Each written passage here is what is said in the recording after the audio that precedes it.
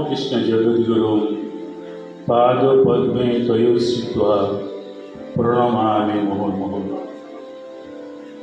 বিবেকানন্দ শিক্ষা ও সংস্কৃতি পরিষদ রাঙ্গুনিয়া কর্তৃক আয়োজিত সংগঠনের বার্ষিক সাধারণ সভায় উপস্থিত সভাপতি শ্রী বাবুল সিং এবং মঞ্চে উপবিষ্ট ঢাকা বিবেকানন্দ শিক্ষা ও সংস্কৃতি পরিষদের কেন্দ্রীয় কমিটির সাধারণ সম্পাদক শ্রী সুকান্ত রায় এবং ঢাকা কেন্দ্রীয় কমিটির প্রচার সম্পাদক শ্রী গৌরচন্দ্র দাস ও সভায় উপস্থিত ডক্টর শ্রী উজ্জ্বল দেব, শ্রী সৌমেন চক্রবর্তী এবং আমার স্নেহভাজন স্বামী দিব্য যোগানন্দজি মহারাজ, উপস্থিত পরিষদের কর্মকর্তা সদস্য এবং সুধীমণ্ডলী মাতৃমণ্ডলী, সকলকে আমি প্রীতি শুভেচ্ছা এবং নমস্কার জানাচ্ছি। আমি প্রথমে বার্ষিক সাধারণ সভার একটা রীতি যেটা হয় সেটা এটা সুষ্ঠুভাবে সুন্দর হয়েছে ঠিকই, তবে এটা নিয়ম হচ্ছে যে এখানে রিপোর্টটা পাঠ করেন সম্পাদক সম্পাদক, সেই রিপোর্টটা তাদের আগে একটা কমিটির মিটিংয়ে অর্থ যে কোষাধ্যক্ষ যিনি পেশ করবেন সেইটা এবং সাধারণ সম্পাদকের রিপোর্ট দুইটা কমিটির থেকে পাশ করিয়ে দিতে হয়। দ্বিতীয় হচ্ছে মিটিংয়ের প্রারম্ভে যে বৈদিক মন্ত্র উদ্বোধনী সঙ্গীত হলো, এরপরে হচ্ছে কি বিগত সভার কার্য বিবরণী পাঠ। তোমরা এবার যে সভাটা হলো এই সভার শুরু থেকে আরম্ভ করে কারা উপস্থিত হয়েছেন, কার বক্তব্য কী হয়েছে, এগুলি সংক্ষিপ্ত আকারে নোট রেখে যে তোমাদের কার্যকরী কমিটির যে মিটিং হয়, আশা করি তোমরা সেই মিটিংয়ের সভা বিবরণী লিপিবদ্ধ করো। ঠিক সেভাবে বার্ষিক যেটা সাধারণ সভার এটা আলাদা একটা খাতা রাখবে, এইভাবে প্রতি বছর ওটাকে পাঠ করবে এবং একজনে একটা প্রথমে স্বাগত ভাষণ দিবে। এটা একটা সৌজন্যতা, যারা এখানে উপস্থিত হলো ওই একজনের বক্তৃতার ভিতরে বলে দেবো একটা নয়, স্বাগত ভাষণ একজন আলাদা করে দিতে হবে যে তিনি সকলকে স্বাগত জানাবেন। দ্বিতীয় হচ্ছে সময় যেটা বলেছে, আমি কিন্তু সবসময় রাঙ্গুনিয়ার ব্যাপারে বিবেকানন্দ শিক্ষা সংস্কৃতি পরিষদের কার্যক্রমকে আমি ধন্যবাদ এবং উৎসাহিত করেছি তাদের কর্মযজ্ঞে এই সুস্থ এবং আন্তরিকতার জন্য। এই রামকৃষ্ণ আশ্রমটা বিবেকানন্দ শিক্ষা সংস্কৃতি পরিষদের সঙ্গে মার্জ হয়ে গেছিল। আমি বলে এদেরকে তাদের অস্তিত্বটাকে আলাদা করার চেষ্টা করেছি। তো সেই জন্যই ওই যে সৌমেন যেটা বলেছে, তাদের বাৎসরিক উৎসবের ব্যয়টা অনেক বড় হয়েছে।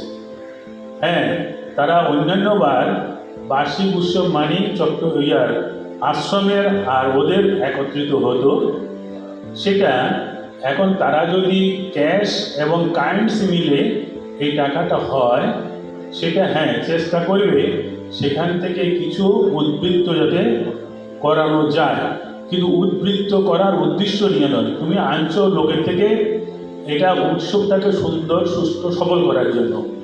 সেটা হওয়ার পরে যেখানে অতিরিক্ত আমরা খরচ না করলেও চলে, কিন্তু এই যথাযথ খরচ না করে টাকা বাঁচিয়ে রাখলে পরবর্তীতে অনেকে বলবে যে আমরা তো অত টাকা লাগে না, তাহলে কী করবে? কার্যক্রম এই উদ্ধবকে শ্রীকৃষ্ণ যখন চলে যাচ্ছেন, উদ্ধব বলল আমিও থাকবো না, চলে যাব। শ্রীকৃষ্ণ বলল না, তোমাকে থাকতে হবে। তখন বলল যে কি হবে না, আমার ভাব, আমার বাণী, আমার আদর্শ প্রচার করবে এবং তোমরা অনেকগুলি কথা বলেছেন, তার মধ্যে একটা কথা বলেছেন যে উৎসব করবে জাঁকজমকভাবে। যদি এককভাবে করতে না পারো 10 জনে মিলে করবে, 10 জনে মিলে করবে। উৎসব কখনো সংক্ষিপ্ত করবে না, এবং আনন্দ উৎসব সবটা মানে ভালো করে করবে। তো সেই দিক থেকে উৎসবটা যেন আমাদের সেরকম রিপিটিং হয়, এবং অর্থকে তুমি সঞ্চয় করার জন্য এটা আবার আলাদা করে কিছু কিছু কালেকশন তোমরা সেভাবে করার চেষ্টা করবে। আর দ্বিতীয় হচ্ছে, আমাদের যে বিবেকানন্দ শিক্ষা ও সংস্কৃতি পরিষদ গঠিত হয়েছে শিব জ্ঞানে জীব সেবার, এই মূল মন্ত্র, মহামন্ত্র এটা। হ্যাঁ, আর একটা মত থাকে, বিবাদ নয় সহায়তা, বিনাশ নয় পরশভাগ্যরণ, মত বিরোধ নয় সমন্বয়। এই যে কতগুলি জিনিস আমাদের, কারণ ভারতীয় আমাদের যে উপমহাদেশ, এটা আমাদের মূল ধারা ছিল ত্যাগ এবং সেবা। এটা শুধু ধর্মীয় প্রতিষ্ঠান নয়, এটা আমাদের ব্যক্তিগত জীবন, সমাজ জীবন, পারিবারিক জীবন।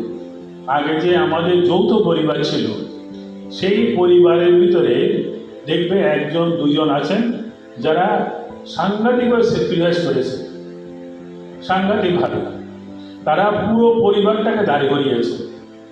এবং হয় কাকিমা নয় জেঠিমা, একজন না একজন তার সকলকে মানে খাওয়া দাওয়া, পড়া চলা, সুখ সুবিধা ইনি সকলেরটা দেখতেন। তারপরে যে 4-5 ভাই থাকলে তাদের ভিতরে হয় বড়জন নয় মেজজন নয় সেজজন, যার আর্থিক আছে, মন আছে, কার্যকুশলতা আছে।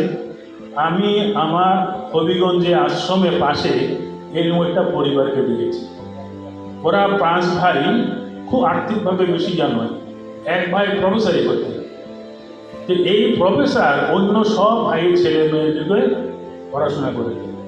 এরা যখন কোনো একটা পরিকল্পনা করতো, বাসা কিন্তু করতো না, এরা মিটিং করতে ভাইয়েরা বাসার বাইরে দিত, যাতে কোনো বউয়ের ভিতরে এই আমার স্বামী এটা দিচ্ছে, আমার স্বামী এটা বেশি করে করছে, কোনো দিনও ওরা মানে বাসার ভিতরে পরিবারে কে কি দিচ্ছে, কে কি খরচ করছে, এটা কোনোদিন আলোচনা করতো না। এই ছেলে মেয়েগুলি দেখা যাচ্ছে খুব মেনোটেরিয়াস এবং খুব ডিসিপ্লিন লাইফ লিড করতো আশ্রমের পাশে। তা আমাদের এই সংগঠনের আর একটা হচ্ছে, স্বামীজি বলছেন ওবিডিয়েন্স, মানে নেতৃত্বের কথা মানতে হবে। যে সংগঠনের সর্বনাশের মূল হচ্ছে অহংভাব। ওর কথা কেন মানব? ওকে এই যে আমি কি কমাচ্ছি, এই যে অহংভাব, এটা হচ্ছে সংগঠনের বিনাশের বীজ। এখন আমাদের ভিতরে এই মত দ্বৈত থাকতে পারবে, কিন্তু মতভেদ যেন না হয়।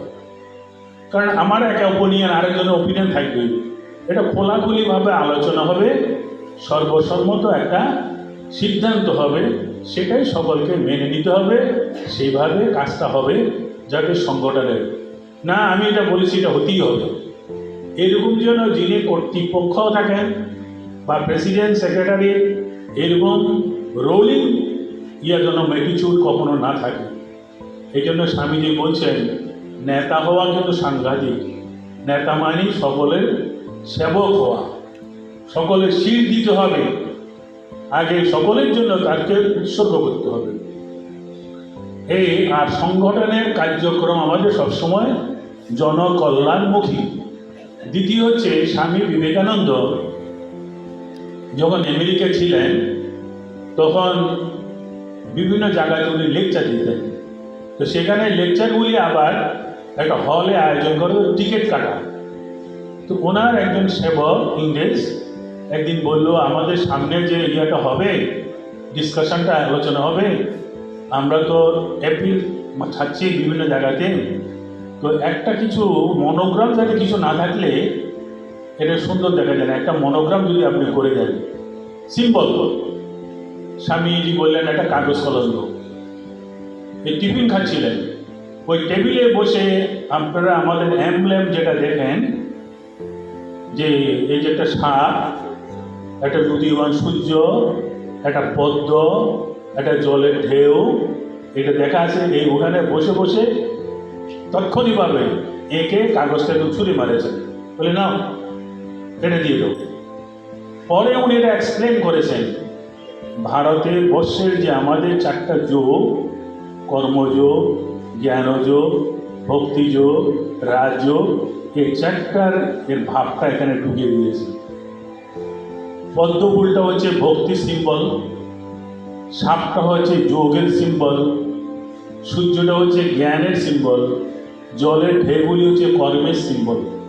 এই 4টা যোগ যদি সমন্বয় করে অথবা যে কোনো একটিকে যদি ধরে মানুষ তার লক্ষ্যের দিকে এগিয়ে যায়, তাহলে তিনি শাশ্বত হবেন।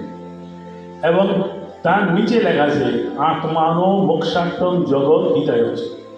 এই জনকল্যাণমুখী কাজ হবে দরিদ্রের সেবার জন্য না, গরিবের সেবার জন্য না, মানুষের দুঃখ নিবারের জন্য না, শুধু এর সঙ্গে যুক্ত হবে, এটা হবে স্বামীজি বলছেন, এটা করতে হবে আমাদের পূজা জ্ঞানে, যে আমার সামনে দরিদ্ররূপী, অশিক্ষিতরূপী, অসহায় একজন আছেন, তিনি নারায়ণেই এই রূপে আমার কাছে আসছেন।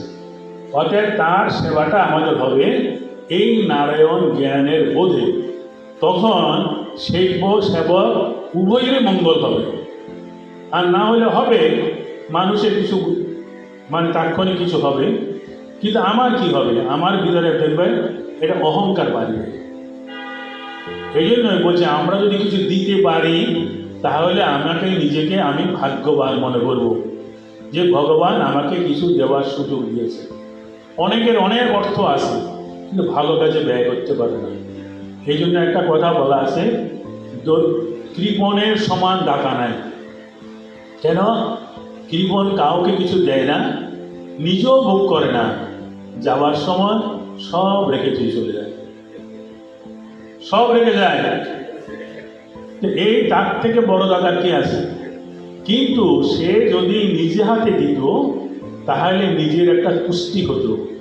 দ্বিতীয় হচ্ছে, যদি সেই স্পিরিটটা ঠাকুর বিদ্যাসাগরকে দেখে তার সেবামূলক কাজ দেখে খুব প্রশংসা করেছে, কিন্তু পরে মাস্টারমশাইকে বলেছেন ও খবর জানে না। কি খবর জানে না? জানে না বলতে যাদের জন্য কাজ করছে তারা কারা। যদি তার অ্যাটিটিউডটা চেঞ্জ করতেন, যে উনি তো গরিবদের, অসহায় লোকের, দরিদ্রদের, কার বিধবা চলতে পারে না, তারা একটা মাসোহারা, তার কি জানি এখানে ভাই তার স্বামী মারা গেছে, তার ছেলেটা পরীক্ষা দিতে পারছে না, সবাই এরকম টাকা দিচ্ছেন। কিন্তু যদি তার অ্যাটিটিউডটা চেঞ্জ হতো তাহলে কিন্তু তিনি আত্মজ্ঞান লাভ করে ফেলতেন এই সেবার দ্বারাই, এই সেবার দ্বারাই। তো সেই জন্যই আমরা এখানে অনেকগুলি কাজ হয়েছে, সেই কাজের ভিতরে যেন আমাদের এই স্পিরিটটা থাকে যে আমরা কাজের সেবা করছি, নর নারায়ণের সেবা করছি, এই বোধটা যেন আমাদের কাছে থাকে। আরেকটা হচ্ছে আমাদের ভালোবাসা। ভালোবাসা আমাদের রামকৃষ্ণের মিশন মানে টিকে আছে ভালোবাসার মধ্যে। শ্রী মা বলছেন ঠাকুর তার সন্তানদেরকে মানে কি পরিমাণ ভালোবাসছেন। শ্রী মায়ের ভালোবাসা যারা পেয়েছে তারা বিরজানন্দজি মহারাজ ছোট ছিলেন, একবার জয়রাম বাড়িতে পুজো, জগদ্ধাত্রী পূজায় যাচ্ছেন, সামনে সারদানন্দ বললেন তুই যাবি মায়ের বাড়িতে, চল। নিয়ে গেলেন। ছোট মায়ের বাড়িতে অবায়স আদায় করে সারদানন্দজি তামাক খান, তার জন্য আগুন টাগুন আনা।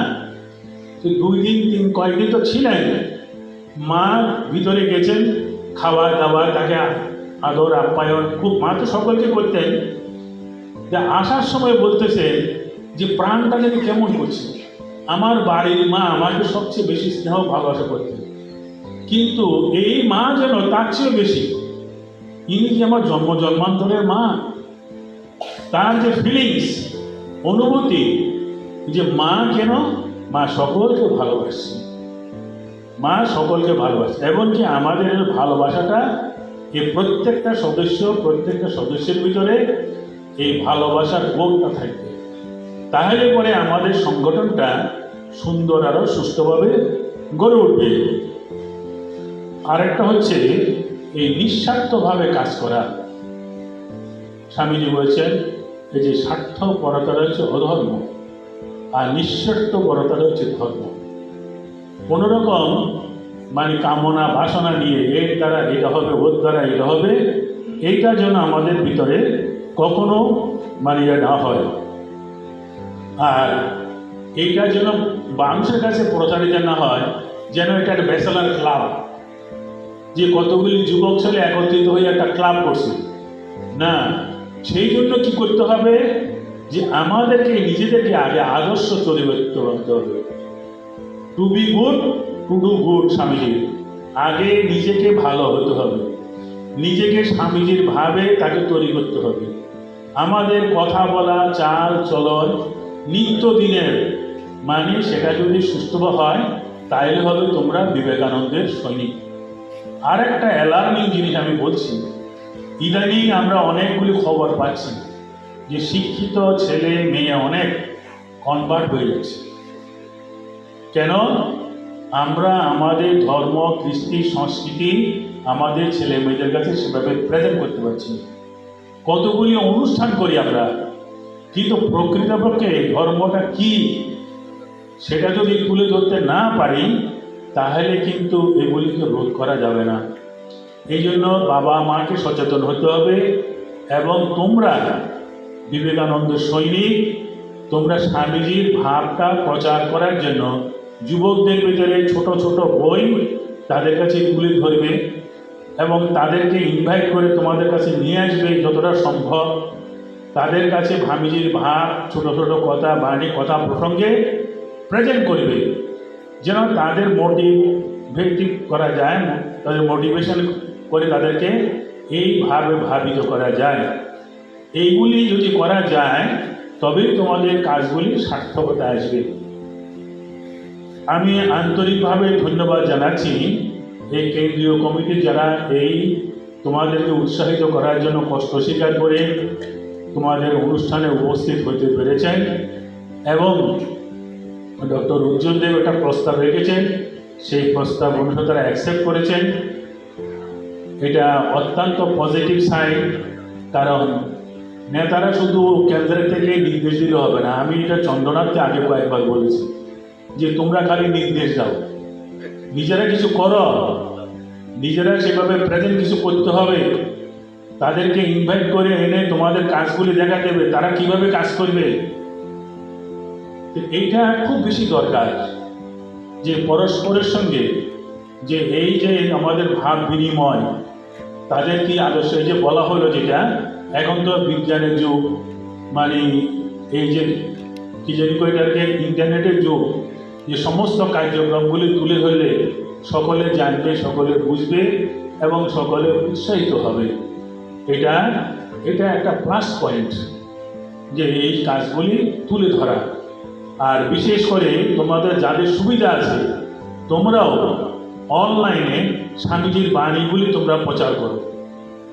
সমাজের বাণীগুলি তোমরা একটা বাণীগুলি তো সুন্দর সুন্দর তুলে ধরো, ঠাকুরের বাণী, মায়ের বাণী, স্বামীজির বাণী, হ্যাঁ, এইসবগুলি তুলে ধরলে এটাও একটা বিরাট প্রচার।